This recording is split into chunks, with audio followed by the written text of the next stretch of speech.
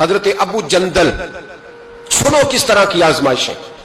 حضرت ابو جندل بن سہیل حضور کے صحابی ہیں.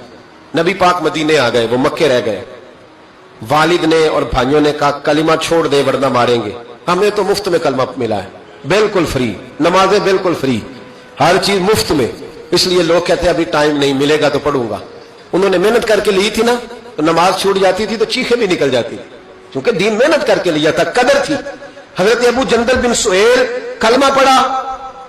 والد نے کیا کیا؟ انہوں نے پکڑ کے باندھ دیا زنجیروں سے. اور آپ فرماتے ہیں کہ مجھے کہتے تھے چھوڑ، میں نہیں چھوڑتا تھا. میرے ہاتھ جب باندھ دیے تو میرا باپ اور میرے بھائی بندھے ہوئے ہاتھوں پہ ڈنڈے برساتے تھے. چھوڑے گا کہ نہیں کلمہ؟ آپ فرماتے میں نے کہا میں نہیں چھوڑوں گا. کہتے میرے کان میں کسی نے آ کے خبر دی کہ نبی پاک حدیبیہ تک آ گئے، 1500 صحابہ کو لے کے نبی پاک آ گئے عمرہ کرنے. فرماتے ہیں میں اب میں نے کہا میری بات بن گئی، میرے کریم پہنچ گئے، میرے وارث آ گئے، اب مسئلہ حل ہو گیا. ادھر نبی پاک صلی اللہ علیہ وسلم کے ساتھ صلح نامہ لکھ رہے ہیں کفار. اس صلح میں شرط طے ہو گئی کہ مکے سے اگر کوئی مسلمان مدینے جائے گا تو نبی پاک واپس کریں گے، رکھیں گے نہیں. وہ کہہ رہے ہیں کہ میں سمجھ گیا کہ حالات صحیح ہو گئے. یہاں حضور نے شرط طے کر لی کہ کوئی واپس آئے گا تو رکھیں گے نہیں. میرے حبیب کریم علیہ الصلوۃ والسلام جب یہ کہا نا شرط طے ہو گئی، تو جناب ابو جندل کہتے ہیں کسی طریقے سے میں گھر کی الماری توڑ کے باہر نکلا، زنجیریں نہ مجھ سے ٹوٹی، زنجیروں سمیت میں آیا. حضرت علی شیر خدا کہتے ہیں وہ شخص دوڑتا آ رہا تھا تو جس رستے وہ آیا سارا وہ رستہ خون سے بھرا ہوا تھا. کہتے ہیں خون سے لتھڑے ہوئے حضرت ابو جندل پہنچے، آ کے حضور کے سامنے کھڑے ہوئے.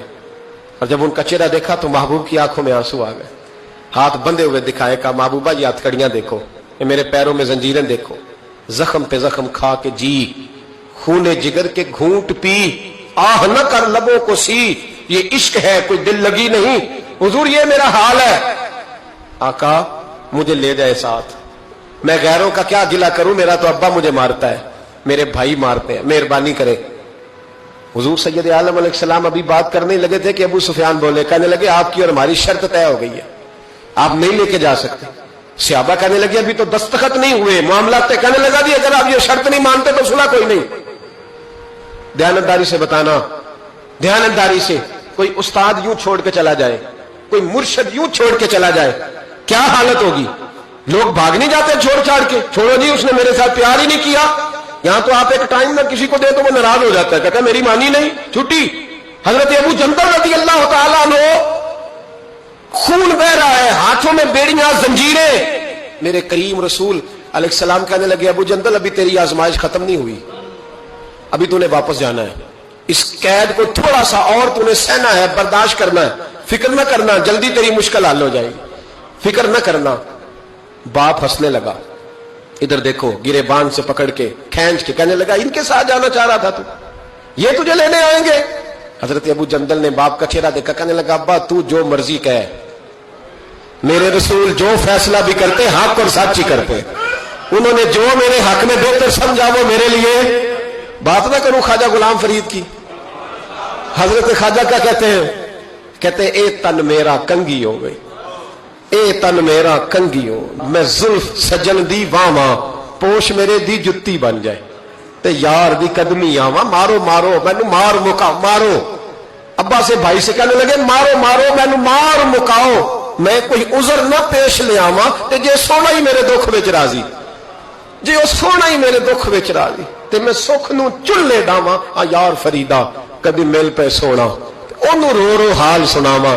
حضرت خواجہ یار محمد رحمت اللہ علیہ کہنے لگے کبھی وہ مل جائے اسے دکھڑا سناؤں گا.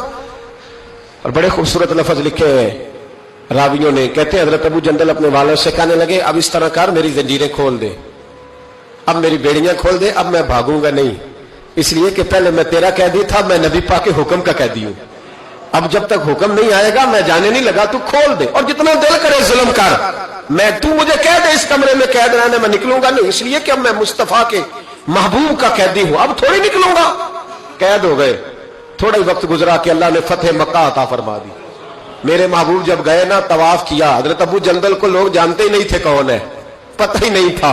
پر جب پیار ہوا نا، پیار ہوا تو حالات ہی بدل گئے، محبت ہوئی تو حالات بدل گئے، بالکل تبدیلی آ گئی. میرے محبوب نے حرم مکہ کے اندر کھڑے ہو کے اونٹنی پر بیٹھ کر کان نے بھی کہا جو حضور ان کے محلے کو بھی جانتے تھے، گلی کو بھی جانتے تھے، باپ کو بھی جانتے تھے، چچا کو بھی کہہ سکتے تھے کسی کو جاؤ دوڑ کے فلانے کو بلا کے لاؤ، لیکن شانے دینا کوئی میرے نبی سے سیکھے، مرتبہ اور مقام دینے کا یہ والا اونٹنی پر بیٹھ کر سارے مجمع میں اعلان کر کے فرمایا جاؤ کوئی ابو جندل کو بلا کے لاؤ.